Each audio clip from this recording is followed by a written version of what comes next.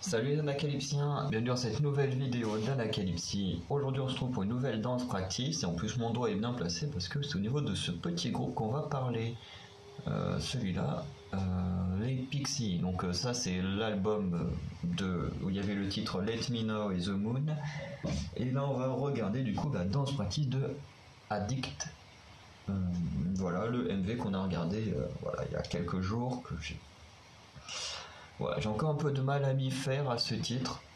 Après avoir avec le temps, je l'ai quand même téléchargé, mais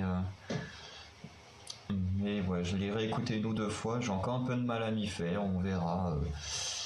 Savage de Espace, c'était pareil au début. J'avais un peu de mal à m'y faire au début, oui. Et ensuite, j'ai réussi à m'y habituer. Donc peut-être qu'avec le temps, j'y arriverai, mais voilà. Donc maintenant on va voir la danse qui avait quand même l'air plutôt pas mal et assez impressionnante au niveau du refrain en fonction de ce qu'on a pu voir dans le MV, donc à voir maintenant ce que celle-ci donne.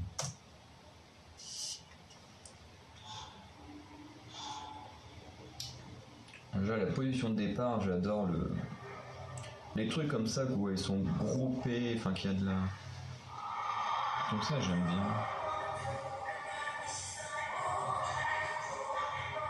En plus, ce qui est bien, c'est que c'est Daya qui a été cachée, ce qui rappelle le côté où elle était enterrée dans le MV.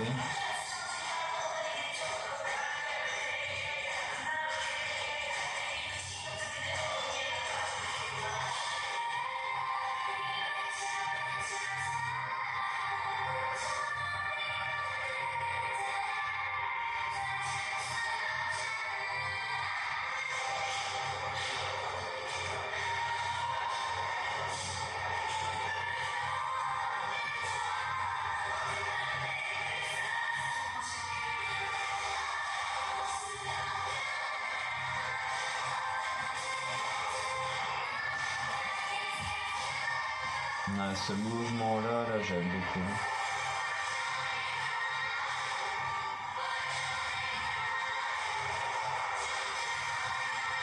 Donc c'est con que ça résonne énormément dans leur salle parce que la musique, elle est ultra déformée, c'est horrible.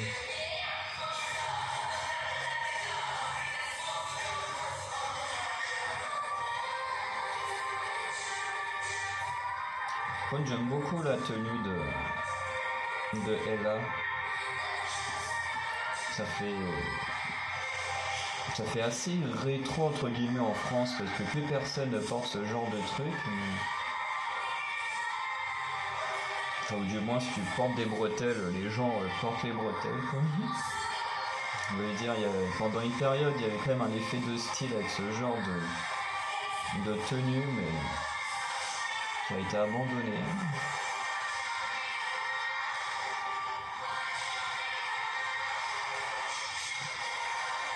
Mais j'ai pas l'impression que ce soit des bretelles.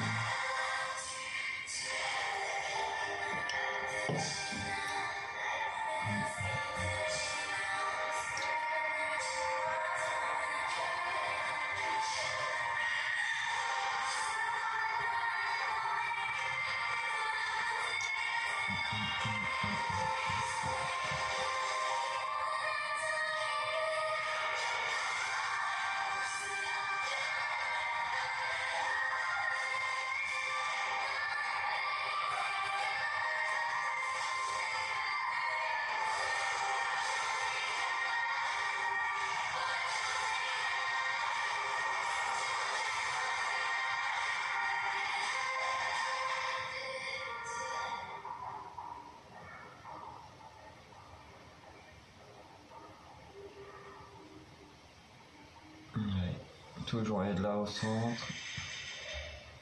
Ok, cette fois c'est elle qui est cachée. Yo les amis, c'est comment? Je suis pas ton ami.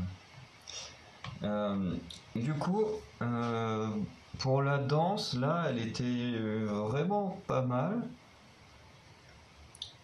J'ai beaucoup aimé, il y a eu beaucoup de très beaux mouvements, c'est très très dynamique. Vraiment, c'est génial. C'est dommage que j'arrive pas à me faire au son parce que la danse elle est folle. Et surtout ce pont, enfin le centre de pont inversé là. Moi je faisais ça quand j'étais gamin, aujourd'hui je pense pas que je pourrais encore le faire, mais bref, c'est assez impressionnant parce que tu te dis, tu vas mettre comme ça, chanter en même temps, quand elles vont être sur scène, mais ça va être un truc de fou ce truc quoi. Et, euh, et vraiment j'ai adoré, c'est incroyable. La danse, elle est juste folle. La symbolique au début par rapport au MV, on avait Daya qui était enterrée. Et là, pareil, où elle est cachée par les autres membres et tout avant de sortir, se dévoiler et tout.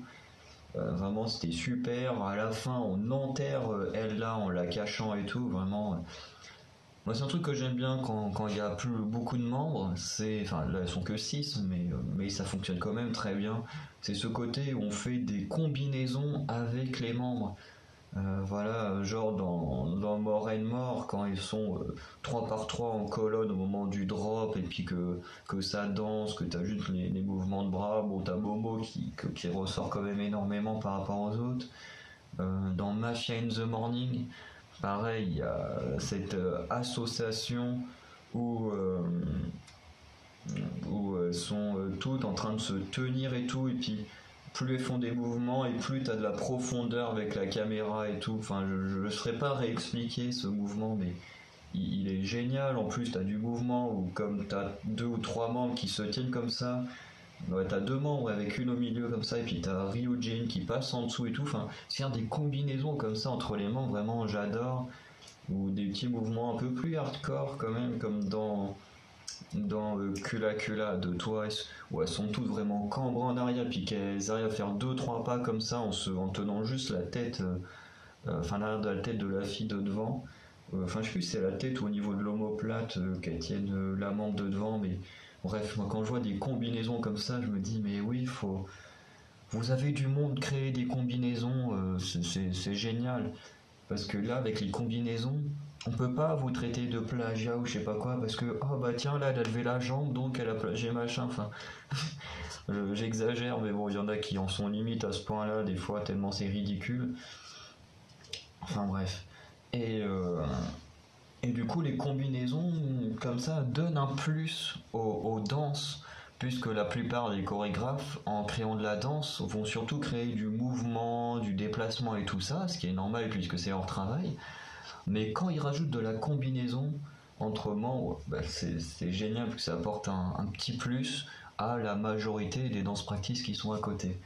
Et du coup, là, je trouve que c'est un pari réussi. La danse, elle est très très bien, elle est très dynamique. Le pont inversé, c'est magnifique à voir.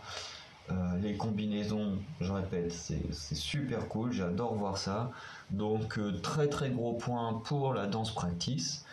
Et du coup, dites-moi ce que vous en avez pensé, si vous avez aimé ou pas cette danse. Et du coup, on se retrouvera très bientôt pour de nouvelles vidéos. Ciao!